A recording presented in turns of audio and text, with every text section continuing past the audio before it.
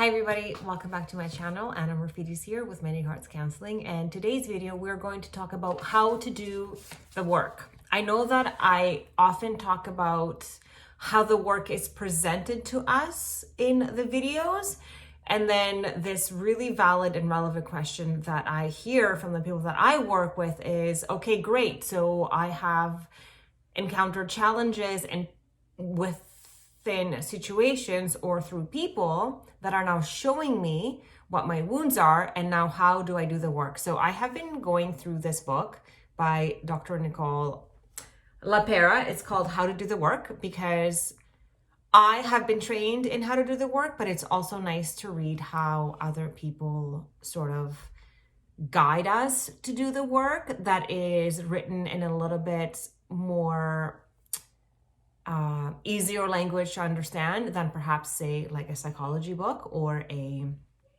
coaching book. So this book basically reiterates what it is that I have learned, and what I often talk about is to do the work, you have to be aware.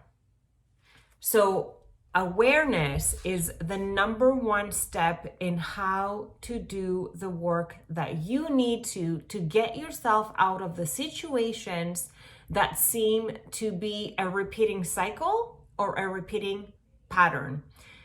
For example, in my case, I would always attract the same sort of masculine energy into my life.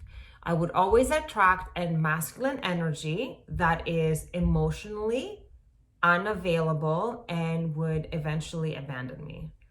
That kept repeating over and over and over. So before my awakening, my thoughts would be more like, what is wrong with me? Why doesn't anyone like me?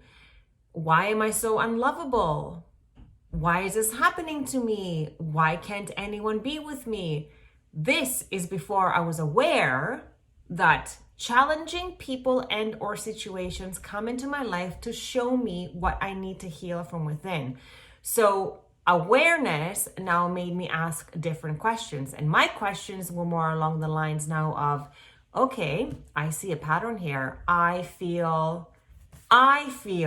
They don't make me feel anything. They just go about doing life as they are meant to, and I feel things. I feel abandoned. I feel that I was left out in the cold. I feel emotionally unfulfilled because I'm choosing emotionally unavailable people. I'm making that choice. They're not making that choice for me. I didn't think that I deserved better.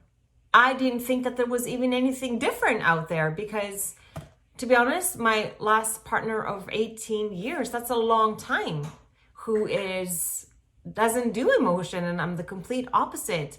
It's not his fault he doesn't do emotion. That's just who he is, but that's just not who I am. So I didn't even know that I attracted him on purpose, because that is who my mom was. My mom was emotionally unavailable, and this book talks about that too a lot. It actually talks about the 6 main archetypes of parents. They are all emotionally unavailable in one way, shape, or form.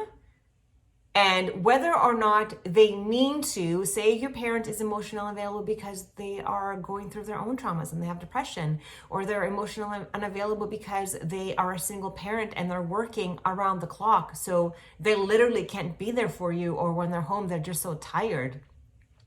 The product of that environment will always be the same thing. It will be a child who was never been able to be held in their emotions, therefore they learn to stuff them, and they don't ever feel safe in a relationship. So I've never had the opportunity to feel safe in a relationship, so now I understand why. So when that masculine energy would always abandon me and or would be emotionally unavailable, I understood that this is part of my trauma that I need to heal, and this is how I start to do the work. So then I do the work based on what I'm feeling. So if I'm feeling abandonment issues, then it is my job to find out how to heal abandonment issues. And with the work of a counselor or a therapist, or there's books, YouTubers, you can do just that. say you also, like myself, had low self-worth issues, then you go into how to treat self-worth issues, how to raise your self-confidence. And I chose the path of following Louise Hay's teachings in order for me to raise my self-worth. And I did a lot of mirror work. So by uncovering what your trauma is, you can slowly start doing the work with awareness. So remember that every time someone or something comes into your life that feels challenging, there is always a lesson to be learned there. It's never done intentionally to hurt you. And this book, along with this book and this book, and this book, they all talk about the same thing. No one is saved from doing the work. Like it says here, we all carry unresolved trauma. It's not the severity of the event, but it's our responses to it that determines the imprint that it makes on us.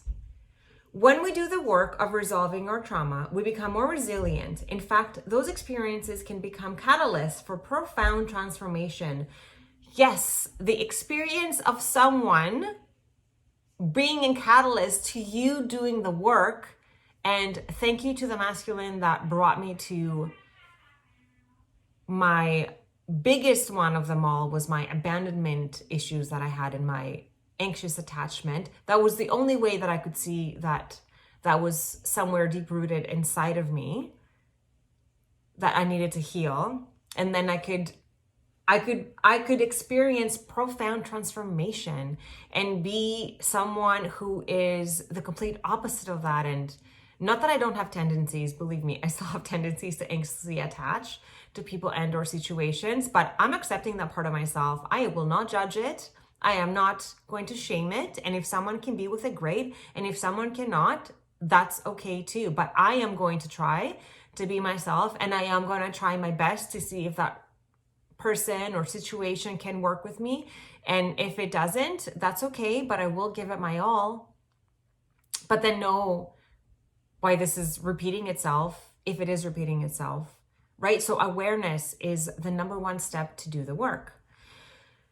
So I might just end this video right here just to keep it short and sweet, because mostly the clients that I work with are ones that are involved in relationship challenges. So when it comes to them doing the work, their partners are always going, not always, but their partners are usually the ones reflecting back to them their wounds in the first place and what it is that they need to heal. And remember that trauma is experienced by everybody. We all have to do the work. Trauma is part of life. It is unavoidable. And she has this amazing point. She says, think about your very first experience on earth, your birth.